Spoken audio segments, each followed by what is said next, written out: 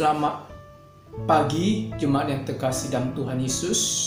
Shalom. Renungan pada pagi hari ini terambil dari Matius pasal 27 ayat 31. Sesudah mengolok-olokkan dia, mereka menanggalkan jubah itu daripadanya dan mengenakan pula pakaiannya kepadanya.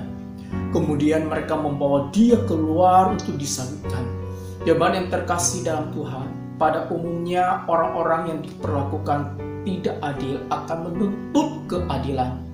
Mereka akan protes, mereka akan berteriak dan berusaha sekuat tenaga untuk membuktikan dirinya itu benar dan dirinya itu tidak pantas menerima perlakuan yang tidak adil. Tetapi kita lihat reaksi Yesus terhadap ketidakadilan atas dirinya terkesan aneh di mata orang banyak. Ia terlihat pasrah dan menerima perlakuan yang tidak adil. Penderitaan yang dialami Yesus bukan disebabkan karena ia terbukti bersalah, melainkan dipicu oleh kebencian serta kedengkian para elit agama Yahudi. Di sini Matius menggambarkan begitu jelas penyiksaan terhadap Yesus. Ia dibawa oleh para prajurit Romawi, kemudian mereka mempermainkan Yesus.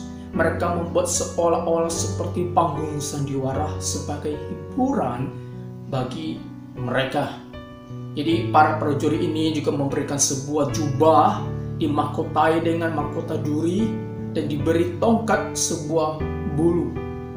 Jadi mereka sungguh menikmati permainan ini.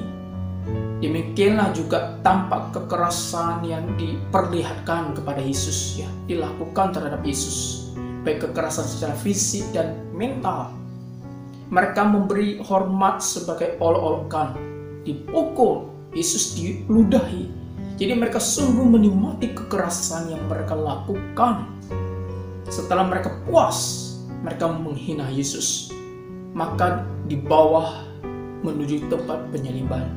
Jemaat yang terkasih dalam Tuhan, jika kita melihat atau kita mengalami kondisi seperti Yesus, mungkin kita akan protes dan kita akan mengajukan gugatan sebagai bentuk perlawanan atas ketidakadilan.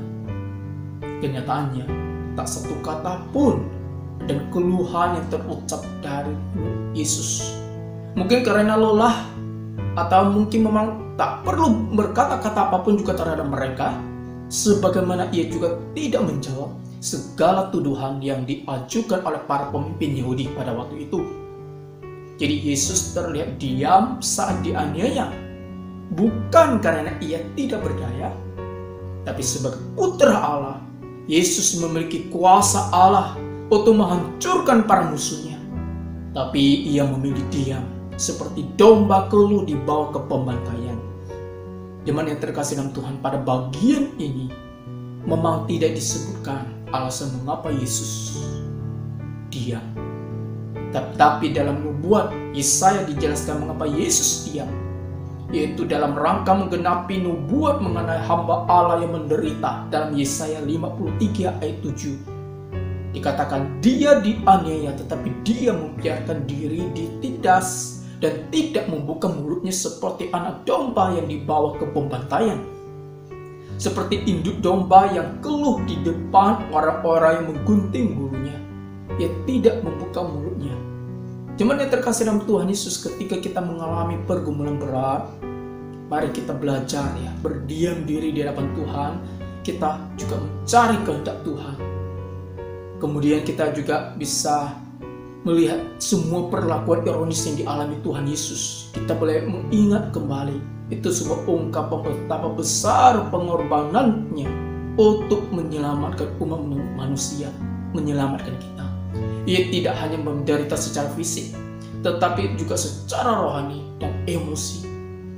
Jemaat yang terkasih dalam Tuhan, setelah kita diselamatkan oleh Tuhan, sudahkah kehidupan kita membuktikan penghargaan kita, syukur kita atas pengorbanannya? Kiranya di masa prapaskah ini kita boleh bertambah teguh dalam pengenalan akan kasih Allah kepada kita senantiasa. Amin. Kiranya firman Tuhan boleh memberkati dan menguatkan kita semua. Tuhan Yesus memberkati.